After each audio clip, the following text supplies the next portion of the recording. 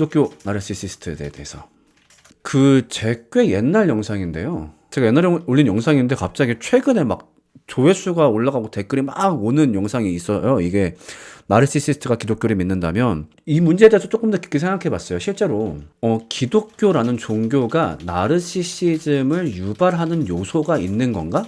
저도 한번 그 생각을 좀 진지하게 해봤어요. 그랬을 때 인정하기 싫지만 분명히 그럴 수 있는 요소가 있다라고 전 생각해요. 분명히. 그러니까 이것도 아까 얘기했던 그 기독교를 파편적으로 받아들였을 때 이런 요소가 분명히 발생할 수 있다고 생각이 들어요. 그러니까 원래 기독교는 무엇이냐? 원래 기독교를 올바르게 받아들이면 저는 굉장히 좋은 것 중 하나가 뭐냐면은 자기 객관화가 좋아진다. 저는 이게 기독교가 가지고 있는 굉장히 좋은 장점이라고 생각을 하거든요. 실제로 제가 기독교를 믿고 나서 저한테 생긴 가장 큰 변화도 이거였어요. 그러니까 뭐냐면은 보통 사람이 자기 행동에 대해서 정당화를 하거나 아니면 내가 어떤 취지가 좋은 행동을 한다면 나는 다 옳아, 그렇게 생각하기가 굉장히 좋잖아요. 근데 기독교가 갖고 있는 복음은 우리한테 무슨 말을 계속하냐면은 너 죄인이야. 그리고 너는 어떻게 하더라도 죄성을 쉽게 떨쳐내지 못해. 라고 우리한테 계속 그 말을 하고 있는 거죠. 너 죄인이야, 너 죄인이야. 그런 말을 듣다 보니까 어떤 내 행동에 있어서도 자꾸 이제 스톱이 되는 거예요. 그러니까 잠깐만 스톱해보고, 잠깐만, 어쩌면 지금 내 행동에도 죄가 묻어있지 않을까? 예를 들면 내가 누군가를 돕겠다고 어떤 행동을 해. 아니면 누군가에게 밥을 사줘. 그러니까 옛날 같았으면은 나 이거 선한 일이니까 나 지금 선한 사람 맞아? 근데 자꾸 기독교는 나보고 죄인, 내 안에 죄성을 강조시키거든. 그럼 그렇다 보니까 어쩌면 나도 지금 내 안에 또 죄성이 발현되지 않았나? 그런 생각을 내가 할 수 있게 되는 거죠. 그러면서 오히려 내 행동을 점검하고 돌아보는 거죠. 또 그랬을 때 생각보다 내 행동 안에 죄성이 많이 묻어있는 것도 사실이에요. 그러니까 옛날에는 내가 그냥 누군가를 좋아하기 때문에 그 사람에게 선의를 베풀기 위해 밥을 사는 줄 알았었는데, 어쩌면 그 행동 안에 내가 이 사람한테 어떤 심리적 우위를 점하고 싶었던 그런 의도도 있을 수 있겠다. 충분히 그런 건 우리가 돌아볼 수 있는 거죠. 이게 정상적이고, 이거는 어찌 보면 나르시시즘과 정반대로 흘러가는 이야기죠. 그런데 기독교를 이렇게 통으로이 받아들이지 않고 기독교를 파편적으로 받아들였을 때, 예를 들면은, 그러니까 하나님은 내 편, 그분은 날 사랑하셔. 항상 날 사랑하시고 내 편이시고 날 도와주시고, 그 다음에 나는 하나님께 사랑받고 있어. 그러니까 물론 이 사랑은 모든 인류가 받고 있는 보편적인 사랑이지만, 동시에 나만 좀 더 특별하게 약간 이제 이런 말들을 조금 더 붙일 때가 많죠. 그러니까 하나님은 나는 좀 더 좋아하고 나만 특별한 뭔가 있고, 이렇게 받아들이신 경우, 그리고 항상 주님은 나의 위로자. 그러니까 내가 어디서 두드려 맞고 왔을 때, 어디 가서 뭐 화가 났을 때 하나님은 다 내 편 들어주셔. 나를 다 위로하죠. 다 위로해 주셔. 그러니까 이런 것들로 받아들였을 때 확실히 이것이 나르시시즘을 유도하는 성격이 분명히 있는 것 같아요. 예를 들면 어디 가서 내가 뭔 잘못을 했어. 그런데 어떤 지적을 받았어. 그러면 이때 정상적인 흐름은 뭐냐면, 정상적 흐름은 진짜 내가 또 내 안에 죄성을 발휘했나 봐. 왜냐면 나는 죄인이니까 나는 그럴 수 있거든. 그래서 나는 어떻게 고쳐나가야 될까? 그래서 어떻게 고쳐나가는 것이 이웃사랑의 합당한 모습일까? 이걸 고민하는 것이 굉장히 정상적인 흐름이에요. 그런데 문제는 나르시시즘에 빠진 기독교, 잘못된, 그러니까 왜곡된 형태는 어떻게 생각하냐면은 내가 고난받고 있어. 아무도 내 마음 몰라주고 나만 고난받고 있고 나는 고통받고 있고, 그러나 주님은 내 마음 아시고 나를 위해 하시네. 주님은 내 편 하다 보니까 자신의 아집이 더 거세지는 거죠. 그러니까 비판받기 싫을 때 기독교라는 동굴로 들어가 버리는 거예요. 나를 비판하려고 해? 아니야, 저 말은 틀렸을 거야. 항상 내 편인 그 동굴 찾아가지고 막 들어가 버리는 거죠. 그러고서 내가 틀리지 않았을 거야. 나한테 뭐라 하지 마. 나를 비판하는 사람들은 모두 정죄하는 사람.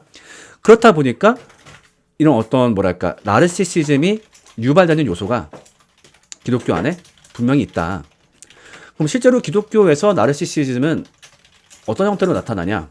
아까 얘기했던 이제 그런 자기 잘못을 잘 모르는, 자기 잘못을 인정하지 않는. 그러니까 제가 저번 영상에서도 얘기했지만은, 내가 비판받은 상황 되었을 때 내가 누군가를 용서할 수는 있지만 내가 사과할 일은 절대 없어. 왜? 이거는 내가 잘못되었다라고 인정해야 사과를 할 수 있는 거니까. 용서는 의외로 쉬워요. 왜냐하면 내가 어쨌든 잘한 애야. 내가 잘한 입장을 포기하지 않아도 되거든. 근데 사과는 내가 잘못되었다고 인정해야 되거든. 물론 뭐 내가 잘했으면 고집 피워도 되겠지만 어떤 경우에는 자기가 잘못을 했음에도 그 고집을 거세게 피우는 경우가 있죠. 그리고 이것을 비판하면은, 그러니까 이것에 대해서 지적하면은 자기를 자꾸 생각하는 게 아니라 자꾸 타인만 떠올려요. 그러니까 예를 들면은 너는 왜 그렇게 행동했니? 그렇게 하는 건 잘못된 행동이야. 라고 했을 때, 그러면 그 말을 듣는 사람들은 자연스럽게 자기를 생각해야 돼요. 잠깐만. 내가 뭐가 잘못했지? 내가 무슨 말 했었지? 근데 이런 경우에는 자꾸 끊임없이 자꾸 타인을 얘기해요. 타인을. 쟤가 나한테 왜 저렇게 말하지? 쟤가 문제가 있나 봐. 쟤는 왜 나를 증오하지? 그러니까 어떻게든 그 비판의 대상으로 나를 안 놓는 거죠. 그 다음에 어떤 것도 있냐면은, 전 요것도 기독교 나르시시즘으로 분류될 수 있다고 생각하는데, 어떤 자기 삶에 대한 지나친 낙관주의, 게으름을 동반한, 내 삶은 잘 풀릴 거야.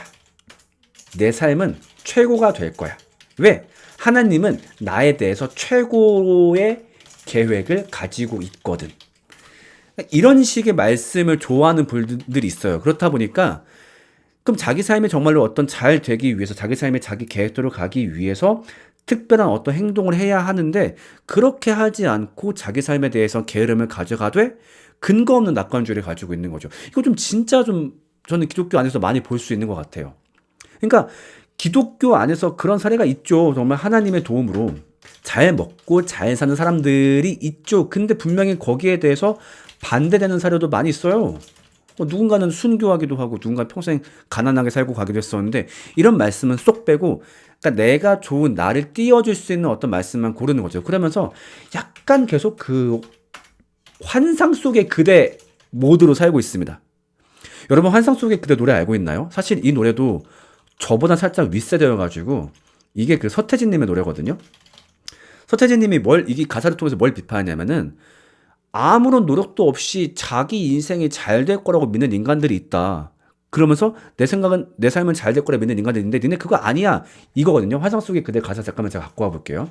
바로 지금이 그대에게 유일한 순간이고 여기가 네가 있는 장소인데, 지금 여기서 무얼 하지 않고 환상 속의 그대가 있다. 사실은 지금 현재 모든 것이 다 무너지고 있다. 벌써 시간도 많이 흘렀고, 아니면 네가 허비한 것 때문에 많은 것이 무너지고 있는데도 그걸 인정하지 않고 환상 속에 아직 그대가 있다. 지금 자신의 모습은 진짜가 아니라고 말한다. 이런 식의 사고방식을 가지고서 자기 삶을 방치하는 기독교인들을 저도 종종 봅니다. 특히 저한테 그 개인적으로 메일로 상담 주신 분들 중에 이런 비슷한 상담하시는 분들 많아요. 그러니까 예를 들면 우리 오빠가, 혹은 뭐 우리 동생이, 심지어 우리 남편이 지금 마땅히 뭐 취직 준비를 하든 뭐를 하든 일을 해야 될 텐데, 그냥 전혀 근거 없이 내 삶은 잘 될 거야, 잘 풀릴 거야 라고 하면서 교회 일에만 빠져 사는 거죠. 근데 사실 교회 일에 빠져 사는 이유도 뻔하죠. 아무래도 세상 일보다는 좀 덜 어렵고 좀 쉽거든요. 그러면서 나중에 이걸 극단적으로 신학으로 이어버리기도 하죠. 나는 이제 하나님께 헌신했으니까 내 삶은 잘 풀릴 거야. 근데 그랬다가 이 2번이 어떻게 빠지기도 하냐면은, 2번들이 그 엄청난 사회적 분노로 이어지기도 합니다. 그 뭐냐면은, 이렇게 믿어왔어. 나 하나님 믿고 있어. 내 삶은 잘 풀려야 돼. 최고가 돼야 돼. 그런데 왜 안 돼? 이게 나이가 대충 한 이제 30대 중후반에서 40대쯤 되기 시작하면은, 사실 그때쯤 되면 거의 인생이 조졌다라는 각이 되기 시작하거든요. 그러니까 지금 내 어떤 직업적인 진로도 그렇고, 뭐 아니면 연애 문제, 결혼 문제도 그렇고, 근데 내 삶은 잘 풀려야 되는데 왜 안 풀려? 라고 했을 때 이 사회적 분노를 특정 누군가한테 쏟기가 좋아요. 그러니까 이건 다 누구 때문이야. 그 대상의 가족이 되기도 하고요. 아니면 그 대상이 어떤 정치적 세력. 그러면서 이 2번에 빠진 사람들이 그 정치병으로 많이 빠지기도 해요. 그러니까 내 삶은 잘 풀려야 돼. 근데 분명히 하나님이 날 사랑하시니까. 근데 이 땅 가운데 이 하나님의 계획이 온전히 시행되지 못하게 하는 못된 놈들이 있어. 그 놈들 때문에 지금 내 삶이 안 풀리는 거야. 이렇게 많이 흘러가요. 특히 이번 같은 경우는 그 목사님들이 많이 빠집니다. 목사님들이. 자, 목사님들 보통 교회 개척하십니다. 교회 개척할 때 한두 푼 드는 거 아니죠. 생각해 보더라도 일단 교회 개척 자체가 엄청난 비용이 드는 문제고, 그러니까 뭐 정말 적게 잡아도 교회 인테리어 비용 대충 2천만 원 들어. 그 다음에 어디 그 상가 자리라도 얻으면은 뭐 예를 들면 보증금 3천만 원에 월세 싼 데 잡아도 뭐 한 80만 원. 그러면 이제 매달 80만 원을 계속 까먹고 있죠. 그 상태에서 뭐 이제 직장도 안 가죠. 왜냐면 교회 개척했으니까 직장도 없어. 그러면 그 시기에 어떻게 모아둔 돈 까먹어. 이게 그러니까 개척하지 말라는 게 아니라 이 교회 개척 자체가 엄청나게 많은 리스크를 요구하는 일이에요. 그렇다 보니까 교회 개척을 하면서 대부분 자신이 어떤 특별한 응답 내지는 하나님의 특별한 계획 속에서 이 개척을 했다라고 많이들 생각을 하십니다. 그런데 문제는 뭐야? 개척했는데 교회가 너무 안 돼. 사람도 안 찾아와. 막 교회 개척하고서 7년 사역했는데 교인 6명. 맨날 막 그래서 기초 수급자로 그 수급 받아가고 그 다음에 막 아내가 무슨 뭐 보험 알바 뛰고 막 애들로 막 배 골고 막 그러고 살고 있어. 그러면은 이게 올라온단 말이에요. 나는 특별한 사람이고 잘 되어야 하는데 왜 안 됐지? 그때 이런 분들의 마음을 완벽하게 달려주는 게 정치병이에요. 그러니까 지금 이 모든 것들은 어떤 특정한 세력들이 우리 기독교를 막고 있기 때문에 내 삶이 잘 안 풀리는 거야. 그 다음에 뭐 됐냐면은 그 정치적 구호를 외칠 때 여기 위에 서 있는 이 나르시즘이 해소되는 게 있어요. 그러니까 나는 알고 봤더니 나는 이 개척 목사가 아니라 이 세상을 깨우기 위한 도구로 하나님께 부르심을 받았던 거야. 맞아. 그러니까 교회가 안 될 수밖에 없지. 왜? 내가 교회가 잘 됐어 봐. 그러면 내가 이 길거리에서는 외치면 할 수 있었을까? 나는 세상을 깨우기 위한 도구였던 거야. 그래서 이거 외칠 때 아까 얘기했던 그 나르시시즘이 충족이 되는 거죠. 나는 특별한 인간이야. 그러니까 이런 형태로 교회에서 나르시시즘이 확실히 나오는 게 있고 실제로 기독교의 편파적 교리가 좀 이런 현상들을 부추기는 게 제가 봐도 있는 것 같습니다.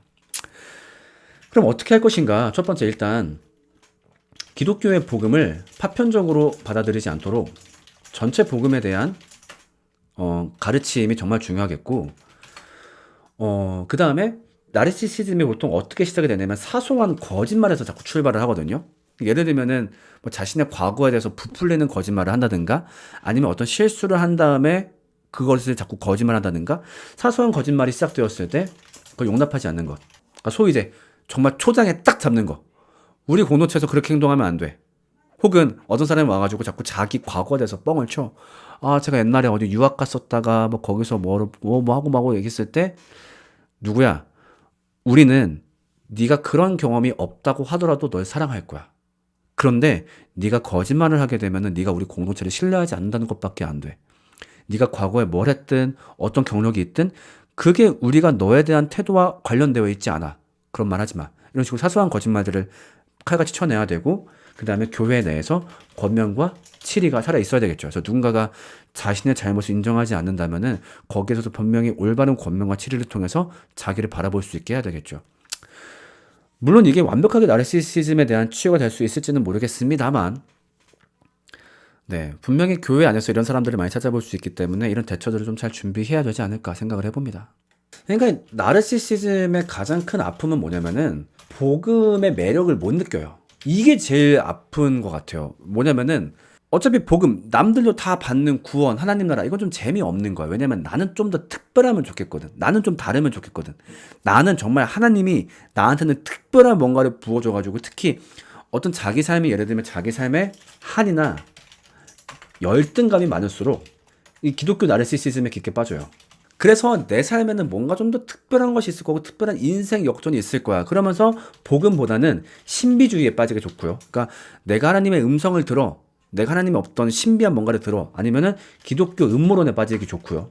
뭐 예를 들면 뭐 백워드 마스킹이라느니 아니면 뭐 일루미나티, 프리메이스 그런 얘기하기 좋아하고 아니면은 그런 이제 성공신화 기독교를 믿어서 인생이 역전된 그래서 기독교를 믿는 궁극적인 목적은 뭐냐? 내 인생도 이렇게 일어나가지고 누군가한테 악다구니 한번 질러보는 거 그것을 더 복음처럼 여기고 빠질 위험이 있죠. 그게 제일 나르시시즘이 갖고 있는 가장 큰 비극인 것 같아요.